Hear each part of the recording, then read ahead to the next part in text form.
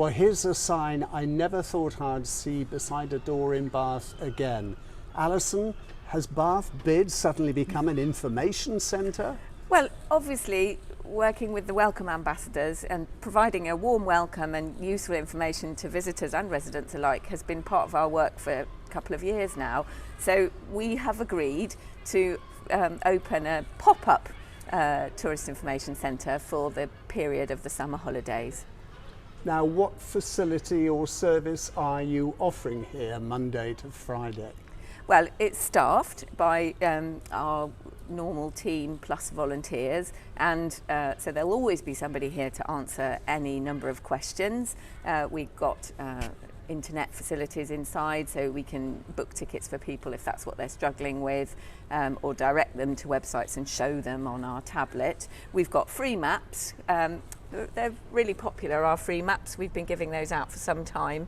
And people ask all sorts of questions we already know, because we keep a list of all the questions that the Welcome Ambassadors are asked. So some of the typical questions, there's no right or wrong answer. It's, I'm in Bath for 3 hours, what shall I do? And that's when you give them a map, you find out what they're interested in, and you give quite a bespoke service. So it can be quite time consuming. Some of the questions are quite complicated, but we hope that by providing this service, it will be good for the reputation and the brand of the city. Now, you've already had what you described to me as a soft opening.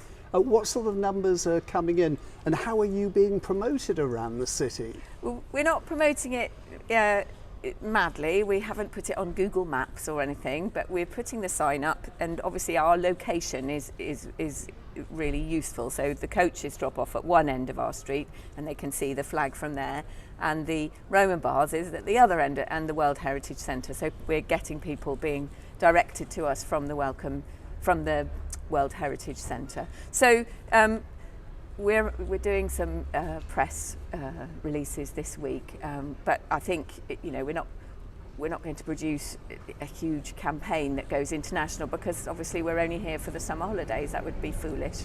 But we hope that people will find us and find us useful. And obviously we've told all of the attractions, and they're all really excited. They've all provided us with leaflets so that they can promote what they're doing, and they will also promote us to their visitors. What one has to say with your Welcome Ambassadors on the streets, you are the most visible sign of a Bath welcome and a Bath information service. But aren't you here doing a job that Bain should be doing? I mean, they had a perfectly nice information centre just around the corner from you here. Well, it will be in partnership, and what we've agreed to do is a trial. So I think when we had the visitor information service and it was provided by Visit Bath, it was a very deluxe version. Ours is very pared back. It's only one member of staff and one volunteer, so it automatically will be more affordable, and we'll be recording who benefits from our service. So we'll be looking at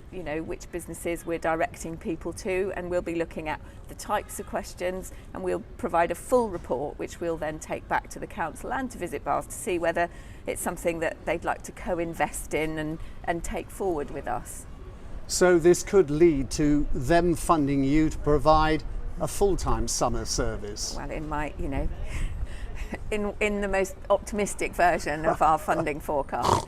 But there goes another flight of pigs. But I think it's really important that the city understands the types of questions that are being asked, and what the function in a post-COVID environment where everything has changed, what the function and form of a visitor information centre might be. And it could be that you don't actually need a person. What you actually need is an interactive screen in our window, and that would deliver all of the types of answers that people are looking for if it was well curated. And I think we've got to be open to all of those options, really. I think that's very important, Alison, what you're saying there, because this is a two-way operation. It's not just answering the questions that a tourist might have, but it's what the tourist says that you can feed back to Baines. Exactly, and not just Baines. Obviously, Baines are they do run attractions in the city, so they're a stakeholder in the work that we do, exactly the same as toppings over the road are. So we'll be looking at what businesses benefit as well, and we can capture that because we've already got quite a sophisticated system for capturing the questions that the Welcome Ambassadors are asked in the streets. We've got a bank of 20,000 questions that have been asked, so we know what people don't know.